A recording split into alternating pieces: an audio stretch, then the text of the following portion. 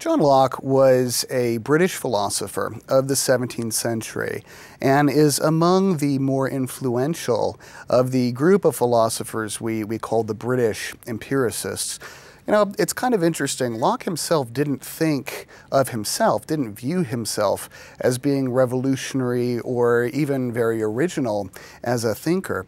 In fact, in a memorable passage, he says, here's how I look at myself. I see myself as an underlaborer, in effect a kind of janitor, whose job it is to clear away the overgrowth, clear away the rubbish and the brush that's getting in the way of the real philosophers, the real natural philosophers who were his heroes, Newton, Huygens, Boyle, and so forth.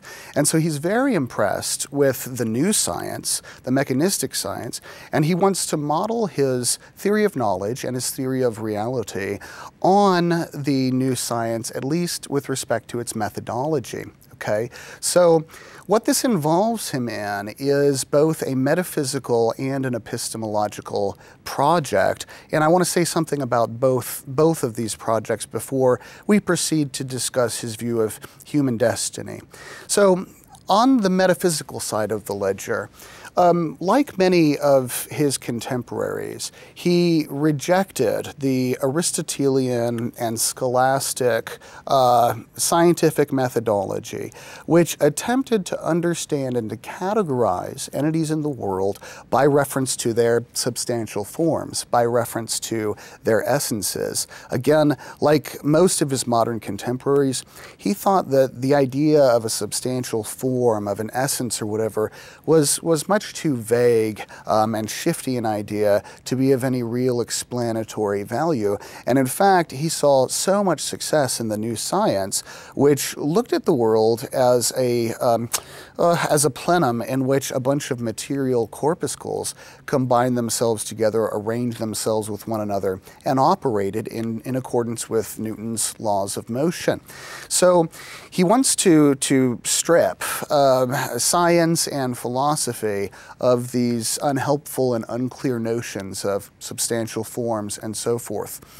On the epistemological side of the ledger, with respect to his views on human knowledge, Locke is known as an empiricist. He thinks that the only way that we come by concepts, ideas, and therefore the only way that we're able to think or formulate any thoughts is by way of our sense experience in the world, by way of the five senses. So in contrast to his contemporary, René Descartes, who had followed Plato in thinking that we have innate knowledge of forms, of essences that don't come to us by way of the senses, but by way of some kind of rational intuition.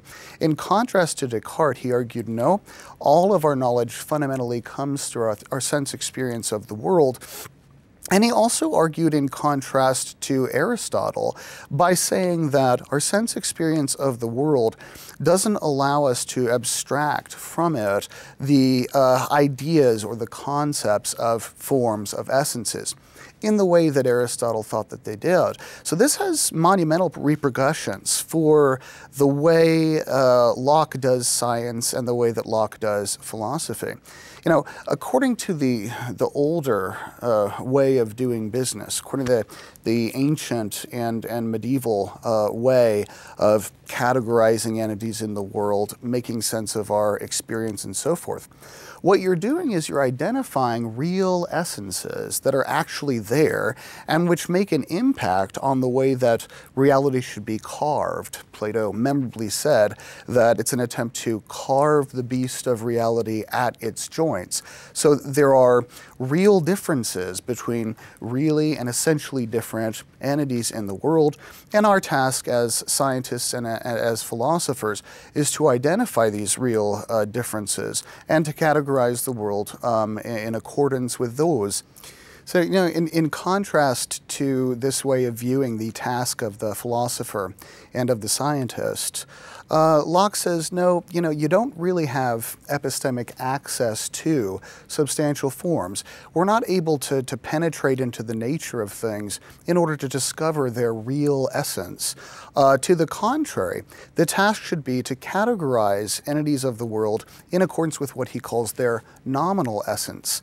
And so, in effect, what he's saying is we need to categorize and think of the natural entities in the world in accordance with the concepts that are most explanatory from our perspective and which best suit our needs in accordance with the appearances of things and in accordance with our theoretical goals. Okay, so if that's true for everything in the world, it's also true for us.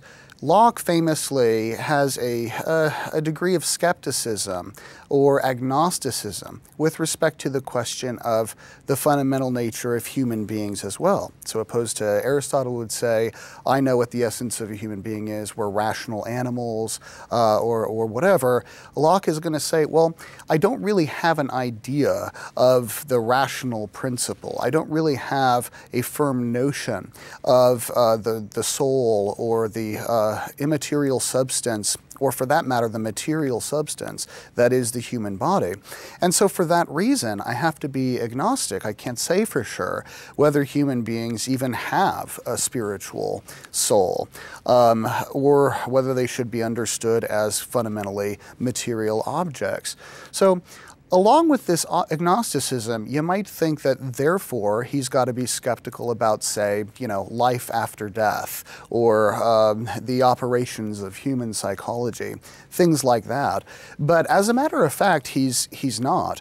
As a Christian, Locke is concerned to preserve the doctrine of the resurrection of the body, and he's concerned to preserve the thesis that human beings will experience or undergo a judgment at the end of time with the rewards or the punishments that may flow from that. So how are you going to do that if you remain agnostic about the existence of a soul that could go on?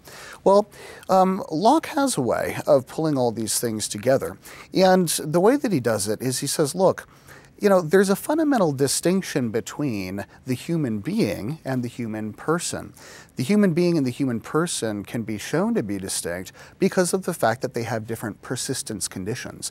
So what it is for a human body to remain the same human body throughout time and throughout change is not what it is for a human person to remain the same human person throughout time or change.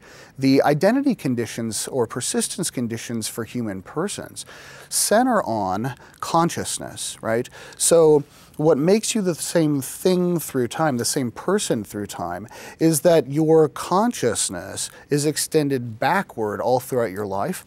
And what provides the link between you of yesteryear and you of today or you in the future is the links of memory and psychological continuity that hold between each of these temporal parts or temporal slices of the individual person. So because of that, what that implies is that it's quite possible for God, say 1,000 years, 2,000 years after you have died, it's quite possible for God to resurrect, in effect even recreate a body and then sort of download, right, into this new body the memories of the person who died, so that the person is invested with the right kind of psychological continuity that provides personal identity between the person who died and the person who's resurrected. And that can be the case even if Locke remains skeptical about the existence of, say, disembodied souls or whatever. In very similar ways, Locke tries to reconcile the notions of individual human liberty or freedom, personal responsibility, and everything else that we associate with judgment and afterlife and so forth, all while making sure that it's reconcilable with this new science and the kind of skepticism or agnosticism that he recommends.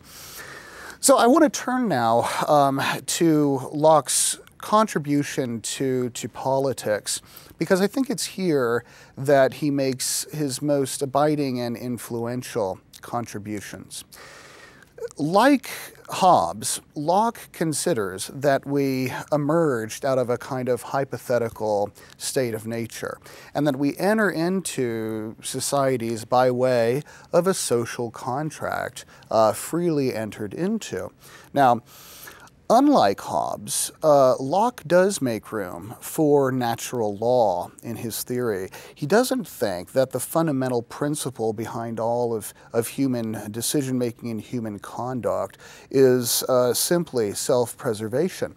Rather, he thinks that by the right use of reason and enlivened by the conscience, human beings are aware of a natural law which is firmly grounded in reason and which provides individual rights for human beings and imposes certain duties simply by virtue of our own human natures. You know, he doesn't ground these things in feeling and sentiment in the same way that Rousseau does, and yet it's easy to see that he's more sympathetic to the kind of picture of human nature and sympathy that Rousseau had in mind than he is with respect to the views of Hobbes. Now, another difference between Locke and Hobbes is that whereas Hobbes thinks in order to come together and to see to it that we can create the conditions for the best possible life given human nature. In order to do that, we need to give up our rights and put them in the hands of a sovereign. Locke doesn't think that you give up your rights. Locke thinks instead that your rights are given by God and are therefore inalienable. Should sound familiar. So because of the fact that you are created by God, you are endowed with these inalienable rights. And in fact, the sovereign or the state that exercises political executive control needs to be checked or tempered by a constitutional framework, which is itself developed by, formulated by, and freely agreed upon by the people who are governed. So there's a definite influence that Locke has on Hamilton and the founding fathers, the framers of the U.S. Constitution. And his political theory really represents one of the major ways that the philosophical developments within the Enlightenment era have retained an abiding influence even in contemporary times.